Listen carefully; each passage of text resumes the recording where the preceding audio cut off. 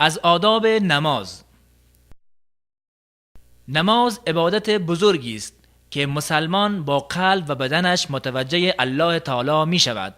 شایسته است که قبل از آن آمادگی روحی و جسمی لازم را اتخاذ نماید که مهمترین آن اخلاص است.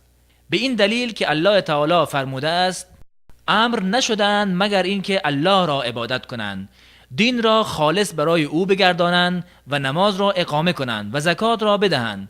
این است دین ملت مستقیم. بینه 5.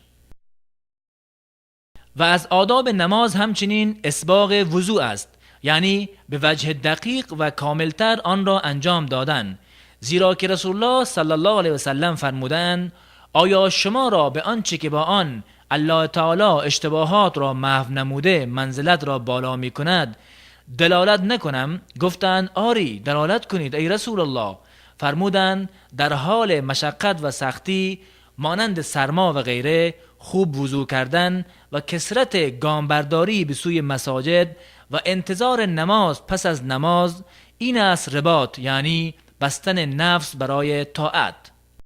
و نیز پیش از وقت به مسجد رفتن جهت دریافت فضیلت انتظار نماز سنت است، زیرا که رسول الله صلی الله علیه و سلم فرمودند: انتظار نماز برای یکی از شما حکم نماز را دارد و در اثنای انتظار نماز خود را به ذکر و دعا و نیز تلاوت قرآن با مراعات عدم اخلال بر نمازگزاران مشغول سازد.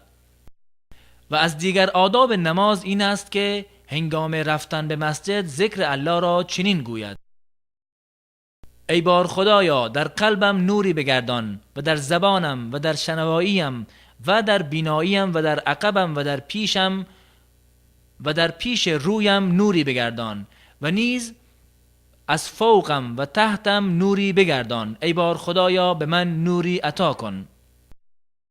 همچنین هنگام داخل شدن و خارج شدن از مسجد ذکر ویژه را بخواند. هنگام داخل شدن به مسجد میگوید: اعوذ بالله العظیم و بوجهه الکریم و سلطانه القدیم من الشیطان الرجیم. بسم الله و الصلاة و السلام علی رسول الله. اللهم افتح لی ابواب رحمتک. و هنگام بیرون رفتن از مسجد میگوید: بسم الله و الصلاة و السلام علی رسول الله. اللهم انی اسألک من فضلک. اللهم عصمنی من الشیطان الرجیم. و نیز با آرامی و وقار به نماز رفتن از آداب نماز می باشد. به دلیل فرموده آن حضرت صلی الله علیه و سلم: هنگامی که اقامت را شنیدید به سوی نماز بروید و بر شماست که آرام و باوقار باشید و عجله نکنید. آنچه را دریافتید بخوانید و آنچه را در نیافتید تکمیل کنید.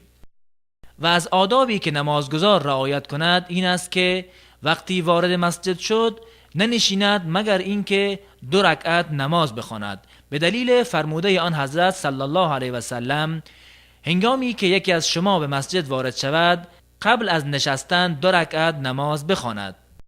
و نمازگزار از تشبیک انگشتان اجتناب ورزد، به دلیل فرموده آن حضرت صلی الله علیه و سلم که فرمودند: زمانی که یکی از شما بسیار خوب وضو کرده پس از آن قصد مسجد را نمود، میان انگشتانش تشبیک نکند، زیرا که وی در حالت نماز قرار دارد. و خشوع در نماز نیز از آداب نماز است که نماز بدون خشوع و بدون حضور قلبی مانند جسد مرده است که روح ندارد. در همه آنچه گفته شد باید نمازگزار از سنت نبی اکرم صلی الله علیه و سلم پیروی کند، زیرا که نماز عبادتی است که باید در آن متابعت شود، به گونه ای که هیچ فعلی و یا هیچ قولی که آن حضرت صلی الله علیه و سلم آن را نکرده و یا نگفته در آن نباشد. به دلیل فرموده آن حضرت صلی الله علیه و سلم که فرمودند: نماز بخوانید همانطوری که مرا دیدید که نماز میخوانم.